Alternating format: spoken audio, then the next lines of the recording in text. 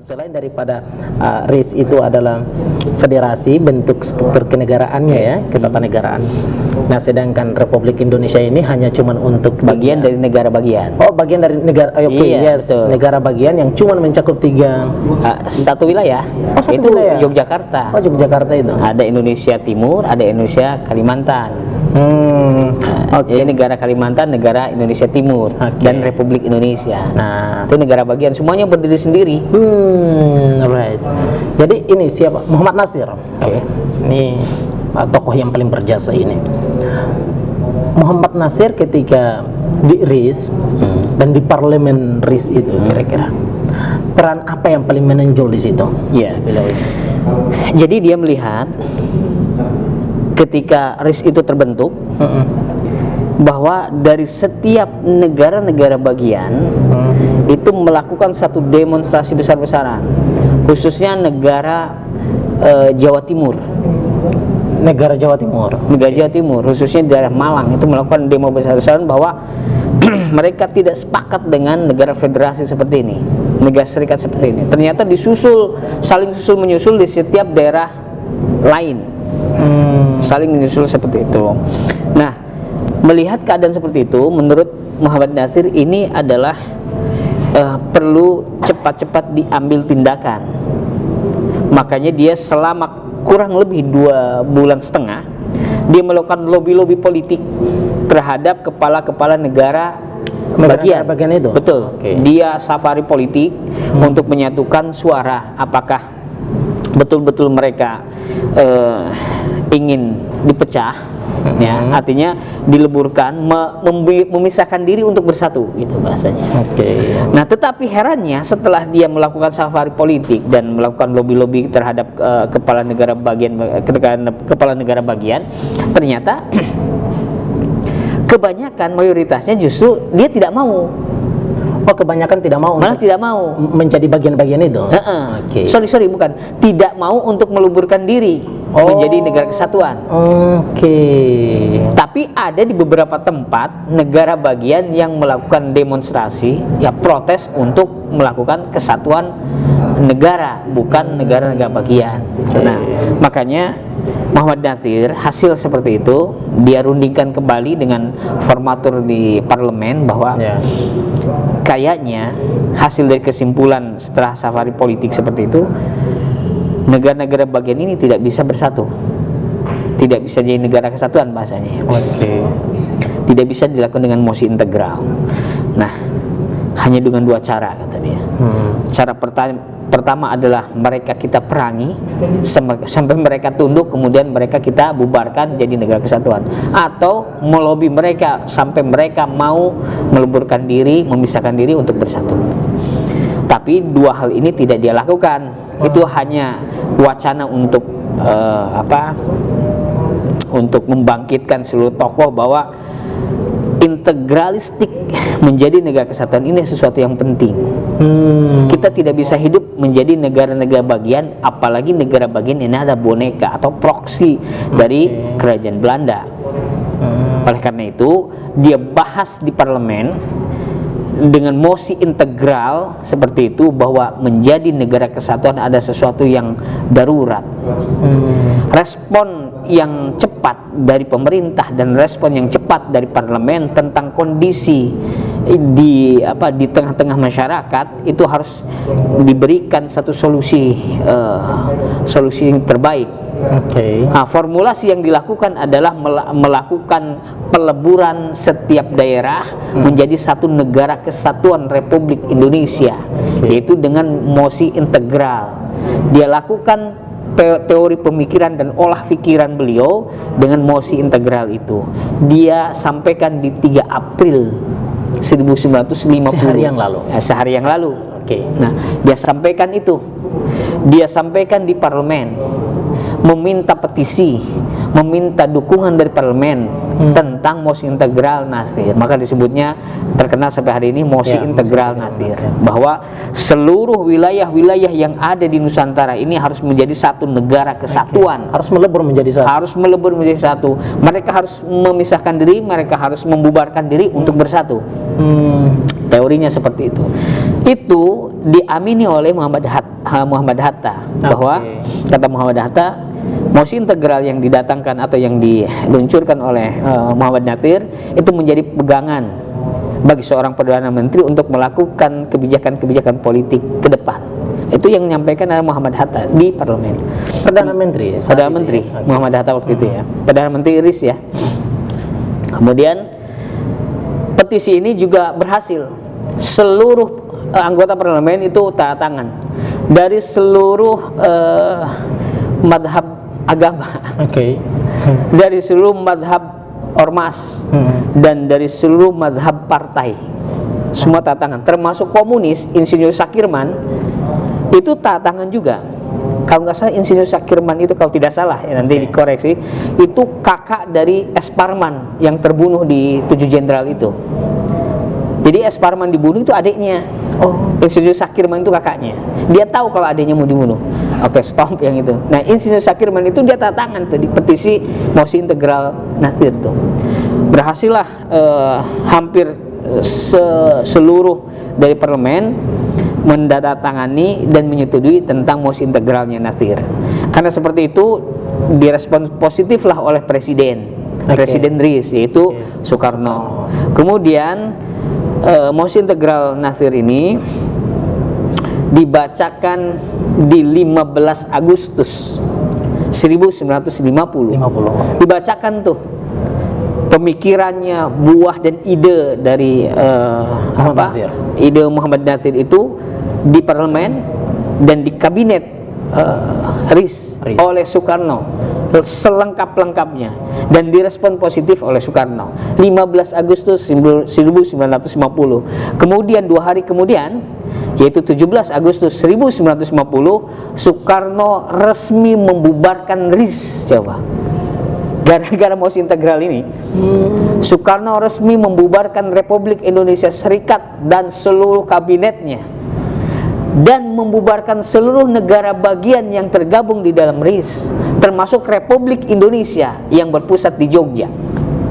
Bubar juga? Dibubarkan semuanya.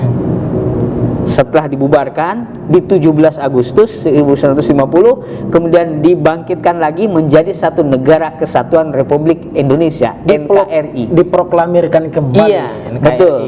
Makanya salah satu profesor ya dalam ilmuwan politik, guru besar, dia mengatakan Indonesia itu mengalami 2 proklamasi. Proklamasi 17 Agustus 45 itu membentuk negara Republik Indonesia, RI. Kemudian ada proklamasi kedua yang melebur 17 Agustus 45, yaitu proklamasi negara Kesatuan Republik Indonesia yang tidak ada lagi bagian-bagiannya. Tidak ada bagiannya lagi. Jadi sudah melebur semua. Tidak ada lagi negara Jawa Timur, negara Jawa Barat itu sebenarnya negara Pasundan, negara Sumatera Timur, ada Sumatera Timur, negara Jambi, negara Tapanuli Selatan, negara Kalimantan sudah tidak ada. Semuanya melebur menjadi provinsi, kemudian wilayah-wilayah, dan disatukan dengan nama Negara Kesatuan Republik Indonesia. Jasa siapa? Dari ide seperti itu Muhammad Natsir, yang diambil langsung oleh Insinyur Soekarno. Dan itu diaminkan oleh seluruh anak bangsa waktu itu. Nah, setelah itulah tidak ada lagi bahasa federal kan? Dan dari situ pula tidak ada lagi proksinya kerajaan Belanda di setiap wilayah. Tidak ada lagi bayangan-bayangan Belanda dalam wilayah-wilayah itu. Seluruh boneka-boneka negara bagian itu, termasuk kepala negara bagian itu dihancurkan semua, dileburkan kan. Kemudian Soekarno menempatkan gubernur-gubernur terpercaya beliau di setiap wilayah-wilayah provinsi tersebut, termasuk Hamengkubuwono untuk di daerah Jogja Istimewa untuk menduduki dan memperkuat wilayah Indonesia, agar Negara Kesatuan Republik Indonesia ini makin kokoh. Belum lagi mempersiapkan secara militer ya untuk stabilitas keamanan di setiap jengkal wilayah Negara Kesatuan Republik Indonesia. Maka 4 pilar kan termasuk di dalamnya itu kan, Pancasila, NKRI, Undang-Undang 45 dan Bhinneka Tunggal Ika. Ya kan, 4 pilar. Sebenarnya 4 pilar itu sudah disampaikan juga oleh mosi integralnya Muhammad Natsir. Jadi tidak keliru kalau dikatakan tokoh Islam itu atau orang Islam itu anti NKRI. Lo justru yang mencetuskan pertama itu tokohnya tokoh yang katakan oleh kalian sendiri sebutnya orang-orang radikal, justru datang dari tokoh-tokoh kaum muslimin. Yes. Adanya NKRI. Jadi orang Islam jangan tanya lagi tentang NKRI harga mati nggak usah tanya lagi. Datangnya NKRI dari orang-orang Islam. Orang mereka mati, hidup dan matinya untuk Yes. NKRI, gitu ya. Gimana ceritanya? Betul. Luar biasa. Artinya dari musi integralnya Muhammad Nasir ini pun juga menjadi bukti bahwa sesungguhnya perjuangannya beliau adalah bukan hanya tentang bagaimana untuk memperluas wilayah Indonesia, tetapi adalah untuk meleburkan perbedaan-perbedaan yang ada, kurang lebih begitu kan. Yang memisahkan Yes. untuk bersatu. Ya. Berpisah untuk bersatu begitu. Berpisah untuk bersatu. Berusaha untuk bersatu. Oke. Nah, itu adalah NKRI. Berarti usia Republik Indonesia awalnya yang diproklamirkan sejak 45 itu, Betul. sampai dengan pembubarannya itu hanya cuma 5 tahun saja. 5 tahun. 5 Betul. tahun ya. Dan RIS itu juga hanya berapa bulan? Ya, adanya Republik Indonesia Serikat juga berapa bulan saja kan? Oh, Kan sebentar saja itu. Oke. Dari 49 ya. ya di ujung sampai ke April, kemudian 17 Agustus sudah dibubarkan. Sudah kan? Oh, dia nggak nyampe 1 tahun. Nggak ya. nyampe lah 1 tahun itu. Ini shadow government gitu Betul. ya. Shadow government Belanda Ya ini. karena memang Belanda menginginkan kan begitu. Proxy war dia di awal kan memang menginginkan Indonesia dibuat negara bagian agar gampang untuk diambil alih kembali. Oh, ya. Makanya Republik Indonesia saja cuma tinggal Jogja saja, Pak. Dan Jawa Tengah saja, tinggal segitu. Yang lainnya sudah jadi boneka saja. Gitu. Gitu. Dan memang salah satu strategi biar mereka tidak satu dalam satu narasi, Betul. gagasan kenegaraan gitu ya. Gampang lah kemudian kalau menancapkan kembali pemahaman atau menancapkan kembali kolonialisme itu lewat negara-negara bagian. Bisa saja seperti itu. Baik. Selain dari itu Ustadz, ini menyoal soal masalah musi integrasinya Muhammad Nasir ini, saya kira saya batasi dulu permasalahannya di sini. Saya mau mengulik soal masalah peristiwa menjelang Proklamasi. Oke. kemerdekaan Republik Indonesia 45 gitu. Oke. Jadi mana saya kira ini perlu juga gitu, karena orang cuma hanya mengetahui 45 itu ada proklamasi Republik Indonesia menjadi negara yang merdeka, berdaulat, bersatu, kurang lebihnya begitu. Tapi orang tidak mengetahui dari mana saja sumber perangkat-perangkat untuk ya kan, biar Waktu itu, proklamasi itu jalan gitu. Misalnya mic-nya dari mana Iya. gitu. Betul. Ya apa-apa, karena memang saat itu kita belum punya apa-apa, kita Betul. masih dijajah saat itu. Nyatanya kita dalam posisi kita ingin memproklamasikan kemerdekaan saja, Jepang masih di negeri ini misalnya. Nah artinya kita belum punya apa-apa, kita belum punya APBN selayak hari ini yang ada ratusan triliun, nggak tahu digelapkan kemana gitu. Iya. Jadi kita belum punya waktu itu. Kita masih punya spirit kebangsaan yang sama, yakni adalah semangat untuk merdeka. Betul. Nah, menariknya ini kan karena ada peristiwa itu. Ini mic untuk dibacakan proklamasi itu orang ngambilnya dari mana gitu. Zaman itu belum ada rental sound system ya. Waktu itu kalau tidak salah, ya mic-nya itu ada 2 kalau nggak salah. Satu itu diambil dari radio, Satu dari radio. ambil radio, ya radio pasukan muda. Jadi kaum muda itu ada radio-radio ilegal. Nah itu diambil tuh, ya karena persiapannya itu disiapkan oleh kaum muda, termasuk mic yang satunya dari Babah Liong tuh, dari toko Cina. Oke. Babalion.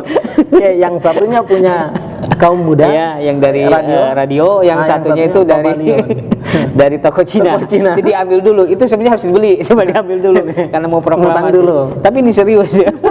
Ya betul. Ini serius. Sama sound systemnya itu juga diambil dari toko sound toko Babalion. sound ya itu.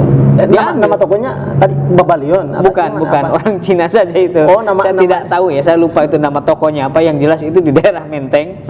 Di situ banyak orang Cina yang memang jualan sound system dan oke. sebagainya. Itu diambil dulu, pinjam dulu. Ini buat proklamasi kemerdekaan, itu diambil, termasuk kabel-kabelnya.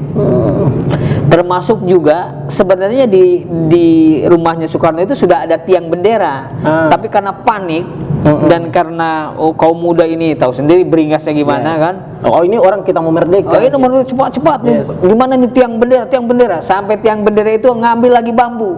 Ini pengawalnya Soekarno ngambil bambu, ditajumin, ditunculin lagi di tengah situ. Padahal sudah ada tiang bendera. Jadi akhirnya ini kelebihan semangat ya, misalkan semangat luar biasa. Akhirnya si tiang bendera itu memakai tiang bendera yang pakai bambu itu, yang digerek ke atas itu. Buat bendera. Iya, padahal sudah ada tiang bendera. Saking paniknya. Itu emang benar-benaran lupa atau memang karena mungkin panik ya. Saking mungkin panik. Semangat. Yang kedua semangat ya. Takutnya persiapannya tidak optimal waktu itu ya. Langsung ditancepin, kemudian persiapan mic-nya. Karena kabelnya ini terlalu panjang. Terlalu panjang, kemudian masyarakat menyemut, itu sampai suaranya nggak ada. Ya persis di sini tuh. Suaranya hilang. Itu ketika proklamasi itu ada beberapa momen jeda hilang. Jadi endat-endat begitu ya. Di zaman itu tuh. Tapi itu tercatat dalam sejarah. Suasana khidmatnya terasa. Setelah beres, setelah proklamasi selesai, pidato singkat dari Soekarno selesai, kemudian sambutan dari tokoh bangsa waktu itu sudah selesai, ini sound dibalikin lagi ke si Babaliong gitu ya. Oh dibalikin lagi. Mic-nya juga. Mic-nya juga dibalikin lagi. Setelah itu barulah kemudian kaum muda menyampaikan tentang kemerdekaan ini, proklamasi ini ke berbagai daerah. Kaum muda dibagi beberapa regu untuk sampai datang ke beberapa daerah yang terjangkau sekitar Jakarta.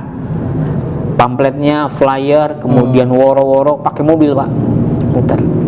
Dalam catatan sejarah seperti itu, termasuk juga kemudian memakai radio-radio baik ilegal maupun legal. Kalau legal datang dari Jepang, karena beberapa radio yang dikuasai Jepang itu juga dirampas ya, untuk menyampaikan proklamasi kemerdekaan Indonesia ke seluruh sudut daerah se-Indonesia itu. Bahwa ini adalah kabar gembira yang luar biasa. Kita nanti-nantikan gitu ya.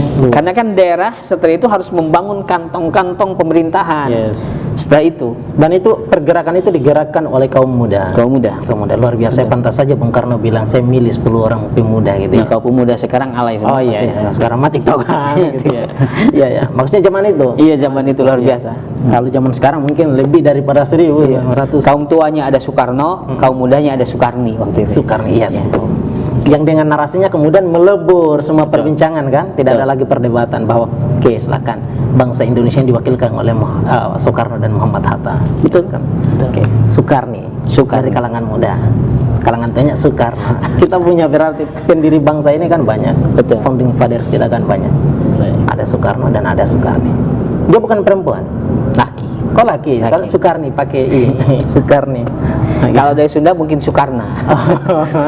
Iya. Luar biasa. Apalagi kira-kira Ustaz? Cukup ya? Oke, cukup. Kalau cukup ya berarti kita cukupkan. Baik teman-teman semua, inilah sedikit perbincangan mengenai momen-momen yang penting di dalam fase-fase kita merdeka. Ini sebelum kemerdekaan ya, tapi dalam upaya menuju kemerdekaan dan dalam upaya menuju kemerdekaan kita yang satu, yang maksud saya adalah yang kedua kalinya kita proklamirkan, usia kita adalah 5 tahun itu. Betul. Nah jadi kita sampaikan ini, semoga ini menjadi bermanfaat untuk kita semua dan menghibur teman-teman, menjadi cerita sebelum Anda tidur semua teman-teman semua. Semoga video ini menjadi pengetahuan, wawasan kebangsaan kita dalam hal menjaga kebinekaan dan menjaga keutuhan Republik ini, dan selalu kita mengenang para pejuang-pejuang kita yang berjasa atas Republik ini. Saya kira demikian teman-teman semua. Jika Anda suka dengan video ini, jangan lupa komen dan share, like-nya, subscribe buat Anda yang belum subscribe. Jangan lupa komentarnya, silakan berikan pendapatmu menyoal soal masalah cerita ini. Terima kasih. Assalamualaikum warahmatullahi wabarakatuh.